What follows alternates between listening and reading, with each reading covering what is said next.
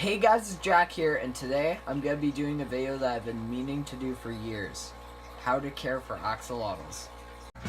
Alright, just as a little disclaimer before the video starts, I've been keeping axolotls for the better part of 5 years, so I'd like to think I know what I'm doing.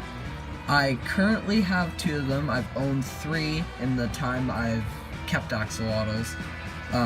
And I really like these guys, so I'm gonna give a full rundown of what you need to care for these guys. Here's a little rule of thumb I came up with. If your axolotl is under 8 inches or so, you can probably keep them in a 10 to 15 gallon on their own. If larger, or you're keeping 2 of them, a 20 gallon long will do perfectly. As you can see, there he is.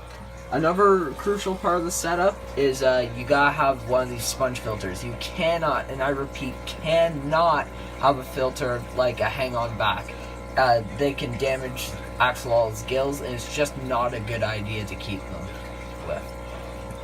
In terms of substrate, stuff like that, don't keep them with rocks because they can swallow them, and that can be a problem, and they can die very easily from doing that. So a nice sand type bottom.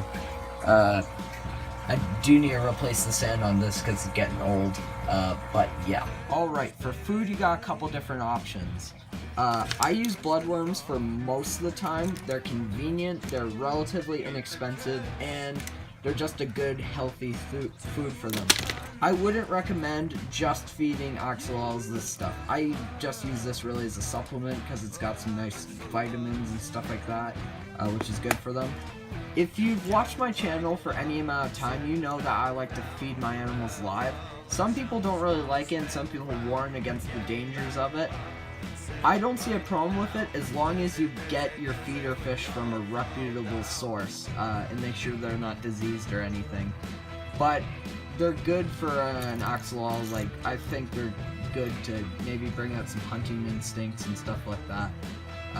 But yeah, bloodworms, you should be good to go. Alright, in terms of lighting, not too much of it. That's the one thing I gotta say about this. You can't have too much light or else it will stress out your axolotl. And as you know, a stressed amphibian is a bit of a problem. So you want to make sure that these lights aren't on all the time. You want to make sure to give them some cover as well, so they can hide away from the light if they need to. And that's another thing. Make sure you have cover in your aquarium. That's a very important thing for these guys. It's to reduce stress and for them just to go hide somewhere. What are you doing? Let me just... I don't know what he's doing. This guy's getting old. Alright, temperature/water parameters.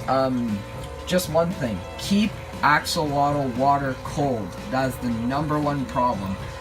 Axolotls, even though they are from Mexico, they need cold water, else they're gonna be really stressed, and as a result, they're not gonna live as long. They're gonna live very unhappy lives. So you gotta keep your water cold. It has to be cold water. In terms of water parameters, they're very flexible with that. You know, standard is just fine. But yeah, the one thing I want you to take away from this is keep them in cold water. All in all, axolotls aren't too difficult to keep. They're very enjoyable, they're very cute, they're easy to maintain, they don't require lots of special care. As long as you keep them cool, as long as you don't use hang-on back filters, and as long as you keep them nice and well fed, they'll live a happy, healthy life. If you enjoyed this video, leave a like and tell me what you think of these type of care guide videos. I've been meaning to make this video for the better part of 3 years now, and only now have I really thought about doing it and felt that I had enough experience to talk about it in depth. But yeah, if you enjoyed this video, leave a like, and until next time, I'll see you guys in another video. Bye-bye.